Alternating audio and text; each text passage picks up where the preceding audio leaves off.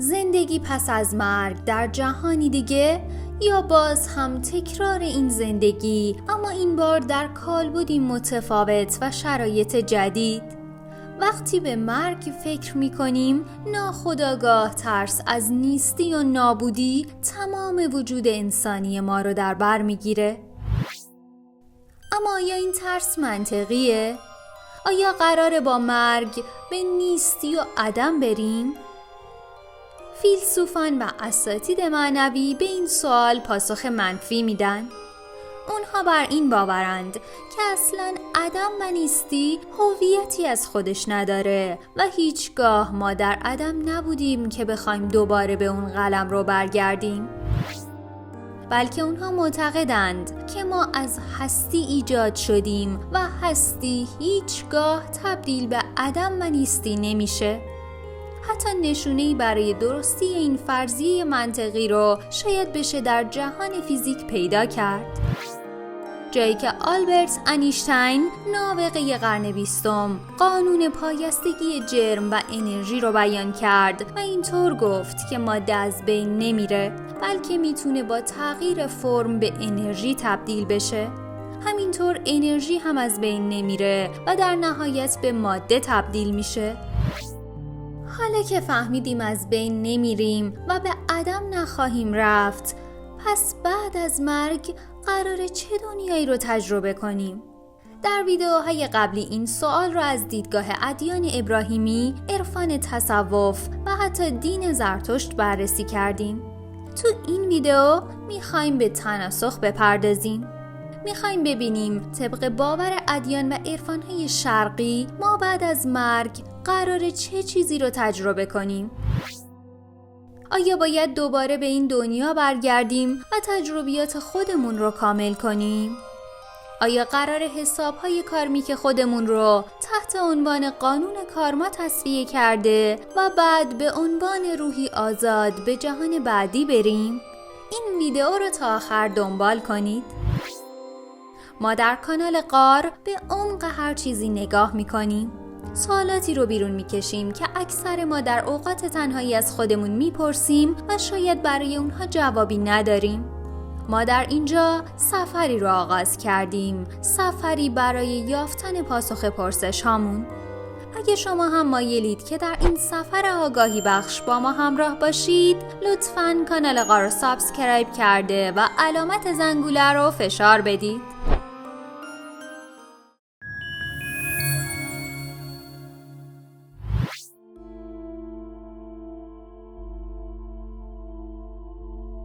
هندویسم یکی از قدیمی ترین ادیان جهان دیدگاه منحصر به فردی رو در مورد زندگی پس از مرگ ارائه میده.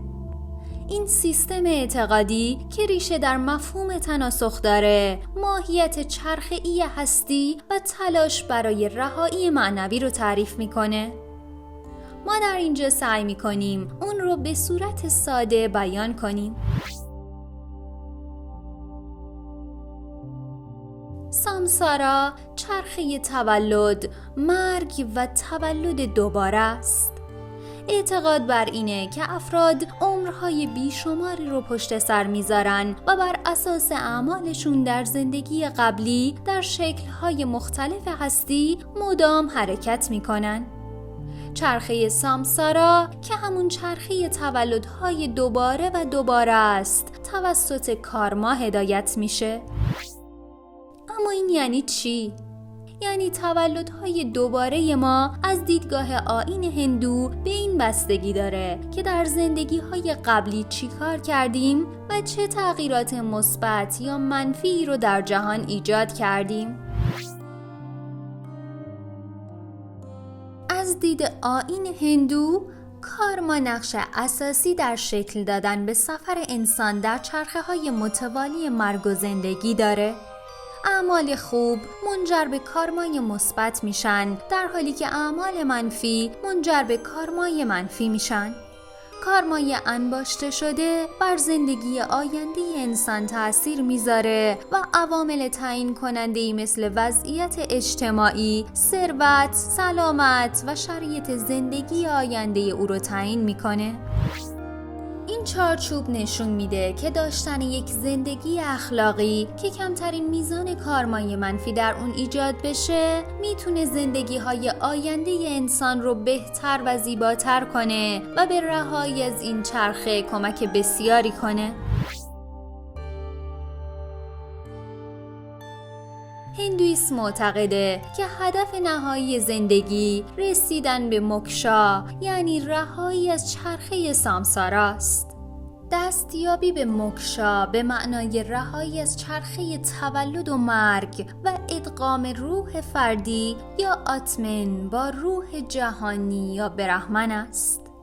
موکشا نشان دهنده وصل شدن به خداوند یا روح یگانه و رسیدن به حالت سعادت ابدی، دانش و یگانگیه. اما چطور باید به این رهایی و یگانگی رسید؟ چه راهی وجود داره؟ مسیرهای رهایی، کارما، باکتی، جنانا یوگا.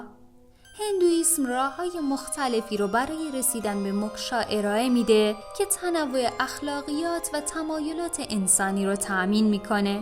راه اول یا کارما یوگا بر رفتارهای فداکارانه و خدمت به دیگران به عنوان وسیله‌ای برای پاکسازی روح تاکید میکنه. باکتی یوگا که راه دومه به فداکاری و تسلیم شدن در برابر یک خدای شخصی تمرکز داره. این راه یک ارتباط معنوی عمیق رو برای افراد ایجاد میکنه. در نهایت راه سوم جنانا یوگا مسیر دانشه. مسیری شامل خودکاوی و درک ماهیت حقیقی اونچه که به عنوان واقعیت در حال تجربه اون هستیم. اما در آیین بودا زندگی پس از مرگ به چه صورت توصیف میشه؟ چه تفاوت‌هایی بین آیین هندو و بودایی وجود داره؟ کدومشون به حقیقت نزدیکتر هستن؟ بودیسم در حالی که عناصر مشترکی با هندویسم داره، دیدگاه‌های متمایزی رو در مورد زندگی پس از مرگ ارائه میده. بودیسم هم مفهوم تناسخ، یعنی تولدهای تکراری و کارما رو آموزش میده، اما در هدف نهایی خودش متفاوته. اما این هدف چیه؟ در بودیسم هدف اصلی رسیدن به نیروانا، یعنی حالت رهایی از رنج و میل است. حالتی که نه رنجی برای از دست دادن وجود داره و نه میلی برای به دست آوردن. بودایی ها مثل هندوها به چرخه تولد دوباره اعتقاد دارن. کیفیت اعمال و نیت‌های انسان کارمای او رو تشکیل میده و کارما بر زندگی آینده او تأثیر میذاره. کارمای منفی چرخه زندگی ناقص، یعنی رنج کشیدن رو تداوم میبخشه، در حالی که کارمای مثبت میتونه به تولد مجدد مطلوب تری منجر بشه. هدف نهایی در بودیسم دستیابی به نیروانا است که به معنای رهایی از چرخه رنج و میل. نیروانا بیانگر رسیدن به آرامش درونی، روشنگری و توقف رنج، حالتی از مهربانی و خرد بی‌نهایت. اما بودا چه آموزه هایی رو برای رسیدن به نیروانا آموزش داده؟ مسیر 8گانه، راهی به نیروانا. بودایی ها برای رسیدن به نیروانا از مسیر 8گانه پیروی می کنن که راهنمای رشد اخلاقی و ذهنی اونهاست. این مسیر شامل اصولی مثل درک درست، نیت درست، گفتار درست، عمل درست و ذهن آگاهی درست و غیره است. پیمودن این مسیر منجر به خاموش شدن تدریجی میل و رنج میشه که در نهایت در حالت رسیدن به نیروانا به اوج خودش میرسه و روح رو آزاد میکنه. تو این ویدیو و ویدیوهای قبل در مورد دیدگاه ادیان و عرفان‌ها و آیین‌های مختلف در مورد زندگی بعد از مرگ و اصلاً هدف این زندگی صحبت کردیم. تو این ویدیو دیدیم که هندویسم و بودیسم دیدگاه‌های متمایز و در عین حال به هم پیوسته‌ای در مورد زندگی پس از مرگ دارند. سامسارا و موکشای هندویسم بر ماهیت چرخه‌ای این زندگی و تلاش برای رهایی معنوی تاکید می‌کنند، در حالی که تناسخ و نیروانا در بودیسم بر تلاش برای رهایی از رنج و میل آدمی تاکید داره. بسیاری بر این باورند که این سیستم‌های معنوی در نهایت با عرفان‌های خاورمیانه و غربی مشترک هستند و در نهایت تماماً از یک چیز ولی به زبان‌های مختلف صحبت می‌کنند. آیا باید از رنج زیستن در این جهان با انجام یک زندگی اخلاقی و درست رها بشیم؟